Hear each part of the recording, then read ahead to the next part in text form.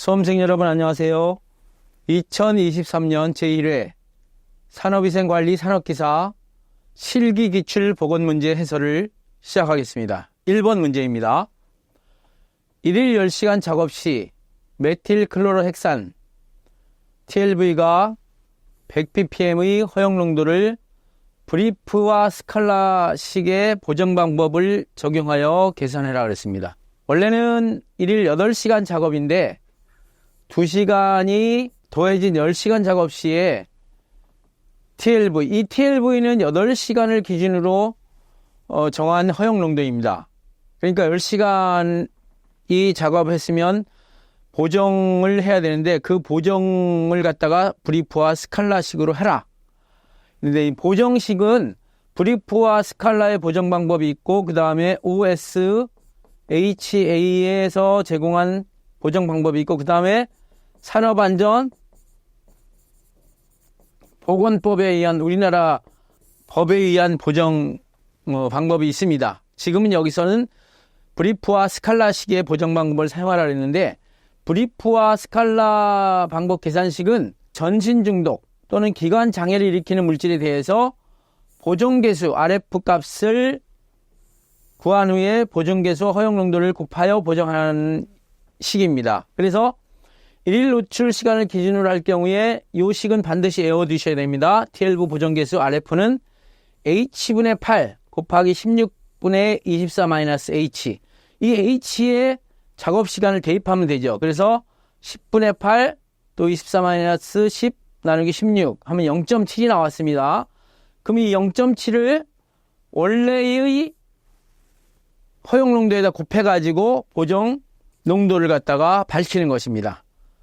즉 다시 말하자면 8시간 작업할 때는 이 메틸클로로헥산이 100ppm이었는데 2시간 더 작업장에 근로자가 있잖아요. 그러면 더 있은 만큼 30%를 줄인 TLV를 적용해가지고 허용농도를 정한다. 이렇게 생각하시면 되겠습니다.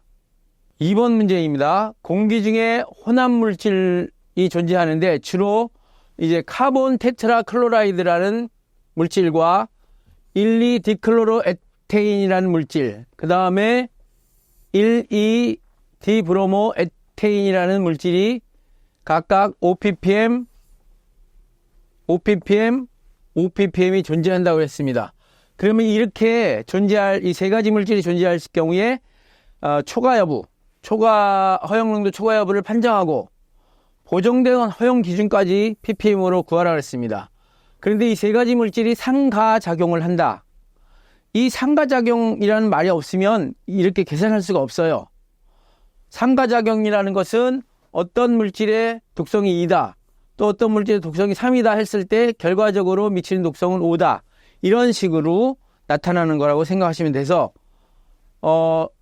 유해물질이 혼합물로 존재할 경우에 노출 지수를 구하는 식은 이렇습니다. 그래서 맨 처음에 카본 테트라 클로라이드 TLV 10분의 측정된 5ppm, 그 다음에 디클로로에테인 50에 측정된 5, 그 다음에 디브로모 에테인 20에 5 해가지고 계산하니까 0.85가 나왔습니다.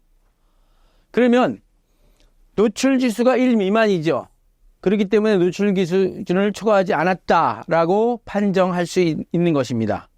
그리고 보정된 허용 기준은 이 I분의 C1, C2, C3를 더한 값입니다. 그래서 OPPM이 측정됐죠. 그래서 15 나누기 0.85니까 18.75ppm이 보정된 허용 기준이라고 할 수 있겠습니다. 3번 문제입니다. 다음 제시된 조건을 보고 공기 교환 횟수, 이 공기 교환 횟수 문제도 잘 출제되고 있죠. 그래서 이 작업장 실내 최적 라지 V라고 하는 50세제곱미터, 또 실내에서 발생하는 1인당 CO2 발생량이 2.1 리터 파워, 10명 있고 외기 농도가 0.03%, 실내 허용 농도가 0.1% 이렇게 되어 있습니다. 먼저 필요한 기량을 계산하는 공식이 오염물질 노출 기준에서 외기의 오염물질 농도 값을 뺀 값분의 K 이렇게 되겠습니다. 그래서 Q 값은 보십시오. 0.1%는 0.001이죠. 그리고 0.03%는 0.0003입니다. 그것분의 분모 값은 뭐냐면 한 사람당 2.1L/H가 발생이 되고 그거를 세제곱미터로 고치고 10명이니까 30세제곱미터/H가 되어 있습니다. 그러면 시간당 공기 횟수는 그 실내의 최적분의 Q니까 30 나누기 50이니까 시간당은 0.6회의 공기 교환 횟수 ACH가 구해집니다. 이 공식들 간단하지만 잘 확인하셔가지고 외워두시길 바랍니다. 4번 문제입니다. 집진 원리의 작용력에 따른 집진장치 종류 6가지. 이거는 그냥 집진장치 종류 6가지를 그냥 쓰라는 거니까 여러분 작용하는 역이 중력이다 그러면 중력 집진장치, 관성력이다 그러면 관성력 집진장치, 원심력이다 그러면 원심력 집진장치, 그 다음에 세정 집진장치, 여과 집진장치, 전기 집진장치. 요 세 가지는 고효율 집진장치고 요 세 가지는 전처리 집진장치로 구분하기도 합니다. 6가지 완벽하게 알아두시기 바랍니다. 5번 문제입니다. 다음 용어는 노출 기준에 관한 것이다. 각 노출 기준의 정의를 쓰시오. 즉 TLV, TWA와 STL과 C라고 했는데 이거는 2022년 3회 문제에서도 이거 똑같이 나왔습니다. 그래서 다시 한번 여러분들한테 설명해 드리면 우리가 TLV, TWA는 Time Weighted Average 해가지고 우리나라 말로는 시간 가중 평균 농도로 말하고 거의 모든 노동자가 일일 8시간 그 다음에 주 40시간의 평상 작업에 있어서 악영향을 받지 않는다고 생각되는 농도로 시간에 중점을 둔 유해물질의 평균 농도이다. 그리고 산출 공식은 이렇다. 이거는 이제 법에 나와 있는 말 그대로 여기다 썼습니다. 그 다음에 STEL은 뭐냐면 Short Term Exposure Limit 해가지고 짧은 기간을 말하는 거잖아요. 그래서 우리나라 말로는 단시간 노출 기준 15분간의 시간 가중 평균 노출값으로 노출 농도가 시간 가중 평균 노출 기준 TWL을 초과하고 단시간 STL 기준 이하인 경우에 일일 노출 지속 시간이 15분 미만이어야 하며 이러한 상태가 일일 4회 이하로 발생하여야 하며 각 노출의 간격은 60분 이상이어야 된다. 이 노출의 간격이 60분 이상이니까 측정하는 시간도 하루에 8시간 동안 4번 측정하는데 측정하는 시간이 한 번 측정했다 그러면 1시간 쉬고 지나간 다음에 또 2회 또 지고 3회 이렇게 측정해야 됩니다. 그래서 보통 STL가 단독으로 물어보는 경우가 있어요. 그럴 때는 이런 가로 같은 게 이렇게 치워집니다. 15분, 몇 회, 몇 분, 간격 이런 식으로 가로도 나오니까 하나씩 꼼꼼히 잘 좀 알아주시길 바라고. 세 번째 TLVC는 뭐냐면 실링이 우리나라 말로는 천장입니다. 그러니까 다른 말로 이걸 갖다가 우리 법에서는 최고 허용 기준이라고 했는데 그냥 우리 책에서는 천장치, 최고치 이렇게도 말합니다. 이거는 뭐냐면 근로자가 일일 작업시간 동안 잠시라도 노출되어서는 안 되는 기준을 말하는 것으로 노출 기준 고시에 최고 노출 기준이 설정되어 있는 대상 물질을 측정하는 경우에는 최고 노출 수준을 평가할 수 있는 최소한의 시간 동안 측정하여야 한다 이런 말이 있는데 사실 우리나라에서는 이 TWA와 STEL 기준밖에 없습니다. C는 이제 ACGIH, 미국의 ACGIH에서는 해당 물질이 있지만 우리나라에서는 TWA와 STEL 이 두 가지의 노출 기준밖에 없다는 걸 알아두시기 바랍니다. 6번 문제입니다. 작업환경 측정 및 정도 관리 등에 관한 고시상에 시료 채취 방법 5가지를 쓰라고 했습니다. 이 실기 문제 패턴을 보면 거의 산업환기 쪽에서 많이 나오고, 그 다음에 이제 측정하는 작업환경 측정에서 또 많이 나옵니다. 그래서 작업환경 측정에서 나오는 문제들은 다시 또 나올 가능성이 있기 때문에 그것만 모아서 또 여러분 공부해 주시는 거 좋고, 지금 여기서 시료 채취 방법 5가지인데 이것도 산업안전보건 기준에 대해서 나와 있습니다. 또 여기 작업환경 측정 및 정도관리 등의 고시에 정의가 나와 있습니다. 액체 채취 방법, 고체 채취 방법, 직접 채취 방법, 냉각응축 채취 방법, 여과 채취 방법, 이 5가지가 있는데 이 답은 이 5가지만 이렇게 쓰면 됩니다. 근데 여기 설명을 제가 이제 해놨어요. 시료 공기를 액체 중에 통과시키거나 액체 표면과 접촉시켜서 용해, 반응, 흡수, 충돌. 어떤 실기 문제 보니까 액체 채취 방법을 해놓고 요 가로를 다 이렇게 4가지를 하고 물어보는 경우도 있어요. 그걸 좀 알아두시라는 얘기죠. 등을 일으키게 하여 해당 액체의 작업환경 측정을 하는 물질을 채취하는 방법을 말하고, 고체 채취 방법은 고체 입자층을 흡입, 흡착. 이거는 이제 그 활성탄이나 실리카 젤 이런 걸 사용해서 하는 거지. 고체 입자에 측정하는 물질을 채취하는 방법. 직접 채취 방법은 시료를 흡수, 흡착 등의 과정을 거치지 아니하고 직접 채취돼. 진공 채취병. 요거는 이제 그 비닐로 된 어떤 그 봉투 같은 의미를 말합니다. 등의 채취 용기의 물질을 채취하는 방법을 말한다. 냉각응축은 시료를 냉각된 관 등에 접촉 응축시켜서 측정하는 물질을 채취하는 방법.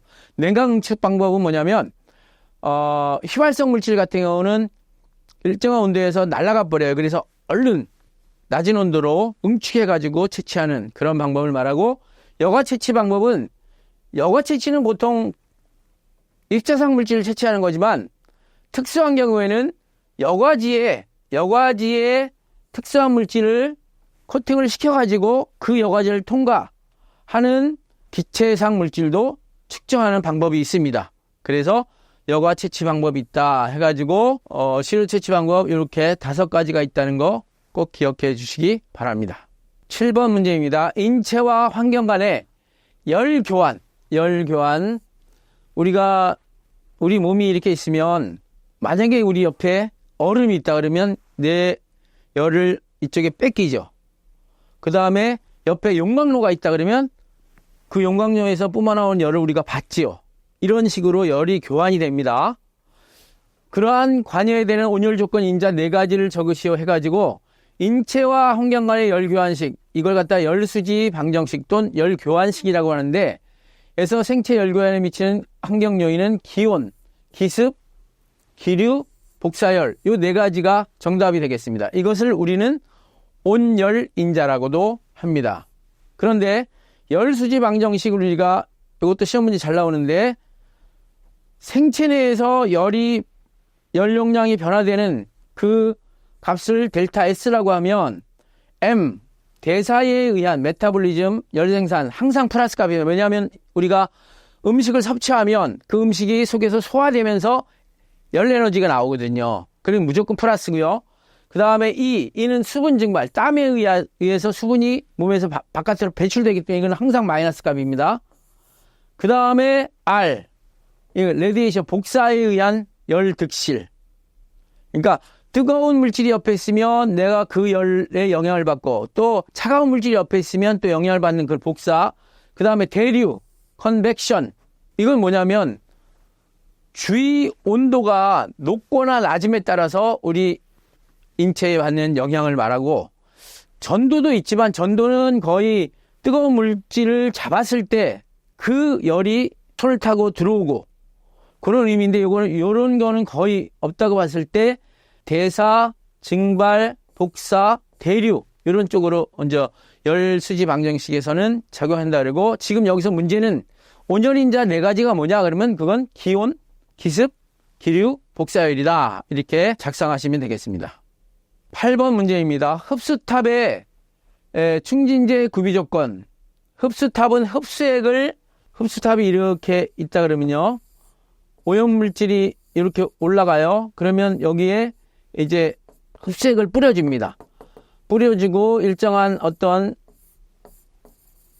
물질이 여기 채워져 있으면 이렇게 올라갈 때 흡수액의 그 어떤 가스나 입자성 물질이 닿음으로써 포집되는 그러한 그런데 충진대라고 했습니다. 충진대라고 하면 여기 채워져 있는 물질을 말합니다. 그 구비 조건이 뭐냐면 세정액, 위에서 뿌리는 이 흡수액이 될 수도 있어요. 체류 현상이 적을 것. 그 다음에 단위 부핀의 표면적이 클 것. 표면적이 커야지 그 닿는 면적이 넓어집니다. 그 다음에 압력 손실이 적고 충전 밀도가 클 것. 이러한 세 가지 조건이 갖추어져야지 충진제로서의 역할을 잘 감당할 수 있다. 이렇게 해가지고 세 가지가 이렇습니다.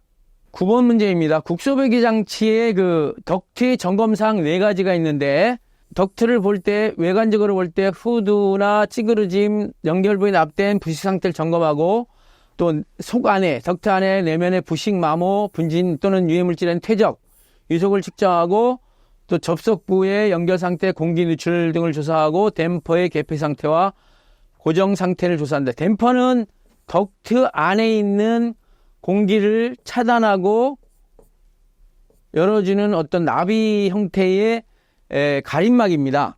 그걸 댐퍼라고 하는데, 그거에 열렸거나 닫힌 상태와 또 고정된 상태, 고정되지 않고 이렇게 하면 또 공기가 제대로 된 필요 환기량을 얻을 수가 없거든요. 그래서 이런 것도 조사한다 해서 점검사항은 4가지가 있다. 이것도 좀 외워두시기 바랍니다. 10번 문제입니다. 140도씨 680mH 상태에서 배기가스 부피가 120세제곱미터에 있다. 0도씨 1ATM으로 환산한 부피를 구하시오. 보일샤렐의 법칙을 적용하면 된다 이거죠. 기체의 압력과 온도가 동시에 변할 때 일정 기체의 부피는 절대 온도에 비례하고 압력에 반비례한다는 이런 법칙인데, 나중 부피는 처음 부피, 즉 120에다가 140도씨 680이 0도씨 1ATM으로 온도가 확 줄어들었죠. 그 온도가 줄어들면 부피가 줄어듭니다. 그게 이제 사례의 법칙인데, 줄어들기 위해서는 140 밑에 와야 되겠죠. 그리고 얘랑 비례하는 게 760 여기 있고, 그리고 저기 앞에서 주어진 680 여기다 대입하면 120세제곱미터가 70.97세제곱미터로 변화된다. 이런 것이 보일샤렐의 기본 법칙인데, 이런 문제가 가끔 출제됩니다. 수치가 변화도 적용을 시켜가지고 잘 알아두시고, 여기서 반드시 알아야 될 건 뭐냐면, 공기의 부피는 온도가 올라가면 늘어나고 온도가 줄어들면 작아진다. 이것만 생각하시고 보일샤렐의 법칙을 적용시키면 됩니다.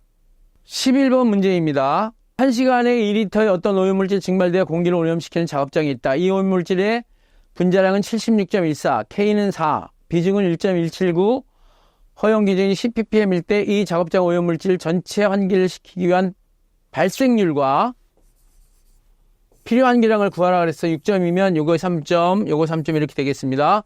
일단 이러한 형태의 문제는 앞에서도 계속 출제되고 있죠. 그래서 일단 사용량을 구해야 됩니다.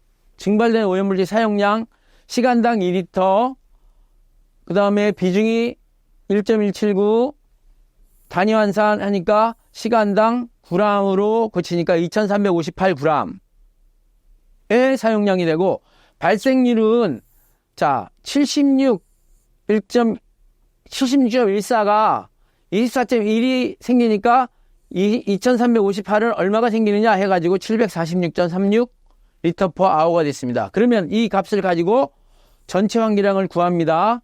TLV가 얼마나 했어요? 10ppm이라고 했죠. 10ppm을 밀리리터 퍼 세제곱미터로 환산시키고, 그 다음에 시간을 분으로 고치고, 요거 746.36 그대로 대입하고 단위 환산을 시키고, K값이 얼마나 그랬어요? 4라 그랬죠. 요거는 이제 그 환기하는 어떤 안전 계수를 더 곱한 겁니다. 해서 4975.73 세제곱미터 퍼 밀리리터가 답이 되겠습니다. 이러한 형태의 계산 문제는 2021년부터 계속 출제되고 있다는 거 기억해 주시고, 다시 한번 사용량 구하고 발생률 구하고 환기량을 구한다. 이런 차례대로 계산하면 된다. 그렇게 생각해 주시면 되겠습니다. 12번 문제입니다. 다음의 근로자 건강진단 결과를 보고 의미하는 바를 적으시오. 전단 건강진단 결과에 A, C1, C2, D1, D2, R 이렇게 이제 적어 놓는 그 차트가 있습니다. 거기에 A가 뭘 뜻하느냐? 건강관리상 사후관리가 필요 없는 건강한 근로자를 의미하고요. C와는 직업성 질병으로 진전될 우려가 있어 추적검사, 계속해서 좀 시간이 지나면 다시 와서 관찰이 필요한 근로자, 직업병 요관찰자라고 합니다. C2는 일반 질병으로 진전될 우려가 있어 여기까지는 똑같습니다. 추적관찰이 필요한 근로자, 일반 질병 요관찰자. C와는 직업병 요관찰자. D와는 직업성 질병의 소견을 보여 사후관리가 필요한 직업병 유소견자. D2는 일반 질병의 소견을 보여 사후관리가 필요한 일반 질병 유소견자. 이렇게 나눠서 구분한다는 거 잘 기억해 두시고, R은 뭐냐 그러면 건강진단 1차 검사 결과 건강수준의 평가가 곤란하거나 질병이 의심되는 근로자, 제2차 건강진단 대상자, 이렇게 생각해 주시면 되겠습니다. 이런 문제는 거의 제가 생각할 때는 처음 나온 것 같아요. 그래서 앞으로도 이런 문제가 지금 문제은행에 입고가 돼 있으므로 다시 출제될 수 있다는 걸 상기시키시고, 요 A, C1, C2, D1, D2, R이 무언가를 확실히 알아두시기 바랍니다. 13번 문제입니다. 자유공간에 플랜지가 붙은 외부식 후드를 설치하였다. 제어 속도가 1m/s, 후드 규격이 가로가 150cm, 세로가 80cm, 이런 말이 나오면 이게 후드는 사각형 후드구나 이렇게 생각하시면 되고, 발생원에서 개구면까지 거리가 100cm일 때 필요 배기량 또는 필요 송풍량을 구하라. 자, 플랜지가 붙은 필요 송풍량이 자유공간에 있을 때의 공식입니다. 요게 그전에는 1이었었는데 지금 플랜지가 붙어서 25%가 전략이 되므로 0.75를 곱했습니다. 그리고 다 대입을 합니다. 그러면 504 세제곱미터 퍼 미터의 필요 환기량 또는 필요 배풍량 또는 필요 배기량, 이런 말이 다 똑같습니다. 그 값이 구해진다. 이런 공식들은 플랜지가 붙지 않았을 경우에는 1이지만 붙었을 때는 0.75라는 거 꼭 기억해 주시고, 또 붙었는데 자유공간이 아니라 반자유공간에 있을 때는 또 어떻게 되는가, 그런 또 필요 환기량 구하는 공식도 있습니다. 그때 0.5를 또 곱하고 이런 값들이 있으니까 잘 여러분들이 확인해서 문제에 주어진 조건을 잘 확인해서 계산에 응용하시기 바랍니다. 14번 문제입니다. 원형 덕트 90도 곡간의 직경이 10cm, 굴곡 반경 40cm, 압력손실 계수 0.2, 공기 속도압 20mm H2일 경우에 45도 곡간일 때 압력손실을 구하라. 그거는 딴 건 다 필요 없고 90도일 때가 90분의 90으로 이게 1이 되는데 45도면 여기 세타가 위에 들어갑니다. 2분의 1이 됩니다, 이게. 그래서 크C 곱하기 압력 속도압. 그러면 이게 압력 손실계에서 0.2이고요. 그 다음에 속도압이 지금 20이라 그랬죠. 20에다가 요게 이제 핵심 포인트예요. 45도 휘어졌으니까 여기 보세요. 이렇게 90도 휘어질 때랑 45도 휘어질 때랑 얘가 약간 압력 손실이 적고 얘가 확 휘어지니까 압력 손실이 많아지겠죠. 그래서 90분의 45를 곱해가지고 2.2mm H2O가 된다. 이렇게 이제 계산으로 풀이하시면 되겠습니다. 15번 문제입니다. 입자상 물질 크기를 표시하는 방법 중에 물리적 직경 3가지를 쓰시고 설명하라 그랬어요. 물리적 직경 3가지 이 문제도 계속해서 뭐 기사에서도 많이 나오고 그러니까 꼭 알아두시는데, 하나는 마틴경, 또 하나는 펠렛경, 또 하나는 등면적경 또는 투영 면적경이라고 하는데, 설명하라 그랬으니까 마틴경은 입자상 물질의 면적을 2등분한 선의 길이인데 선의 방향을 일정하여야 한다. 이 직경은 과소평가할 수 있는 단점이 있고요. 반대로 한쪽 끝 가장자리와 다른 쪽 끝 가장자리 거리로서 과대평가할 가능성이 있고, 요거는 이런 입자상 물질이 있으면 이렇게 짧은 2등분 선이 마틴경, 이렇게 긴 2등분 선이 펠렛경, 그 다음에 이 면적과 똑같은 원이 있을 거라고 가정해서 그 직경으로 원의 면적을 나타내는 것이 투영 면적경, 입자상 물질의 면적과 동일한 면적을 가진 원의 직경으로 가장 정확한 직경이라고 인정받고 있어요. 물리적 직경에서 그렇다 이겁니다. 16번 문제입니다. 다음 조건을 보고 습국구 온도지수 WBT 도씨를 구하라. 이거 안 빠지는 문제 중에 하나죠. 출제되는 그 유형 중에 반드시 포함되는 문제 중에 하나입니다. 즉 옥내고요, 흑구, 건구, 습구 해서 옥내에서는 0.7, 0.3입니다. 햇볕이 내리쬐는 데는 여기 0.1이 있고 여기 0.2가 되는 거죠. 그쵸? 그래서 다 대입하면 30도 WBT 도씨가 된다. 이렇게 생각하시면 되겠습니다. 이제 이런 형태의 문제는 틀리면 이제 점수를 못 얻는다고 생각하시면 돼요. 17번 문제입니다. 덕트의 레이놀드 수가 2 곱하기 10의 4승, 즉 2만이네요. 덕트의 반경이 10cm인 경우 덕트의 반성 속도를 구하시오. 이 동점성 계수 누라고 합니다. 보통 우리가 점성 계수 뮤로 표시하는데 이 뮤를 공기의 밀도를 나누면 누가 됩니다. 그래서 1.45 곱하기 10의 5승인데 레이놀드 수가 하는 공식이 이겁니다. 원래는 동점성 계수가 아니고 점성 계수를 하면 뮤분의 V, D, 로우지요. 그쵸? 그래서 뉴가 로우분의 뮤니까 요거 분모에 들어가서 이렇게 됩니다. 그러면 여기서 V를 구하면 다시 이렇게 쓸 수 있죠? 자, R이가 2만, 뉴 동점성 계수가 이거, 그리고 D가 0.1m 하면 그 덕트에서 흐르는 유속은 2.9m/s가 된다. 비교적 아주 그 계산식도 간단하고 계산하는 방법도 간단한 이렇게 정확한 이런 공식, 레이놀드 수를 이용한 공식 잘 알아두시기 바랍니다. 18번 문제입니다. 전체 환기 적용 조건 6가지. 요거 계속해서 나왔죠. 2021, 2022, 이제 2023까지 그대로 나옵니다. 이동성일, 배출원이 이동성일 경우, 발생량이 적을 경우, 가스나 증기상 물질일 경우, 국소배기 상치가 불가능할 경우, 균일하게 발생할 경우, 오염원이 여러 개 있고 분산되어 있는 경우, 독성이 비교적 낮은 경우, 즉 노출 기준이 높은 유해물질인 경우, 이렇게 있는 거 계속해서 나오니까 여러분들이 이제 계속해서 공부하다 보면 이건 저절로 외워진다고 저는 생각해요. 하도 많이 나와서. 자, 이렇게 해서 2023년 제1회 산업위생관리 산업기사 실기 기출보건문제 해설을 모두 마치겠습니다. 감사합니다.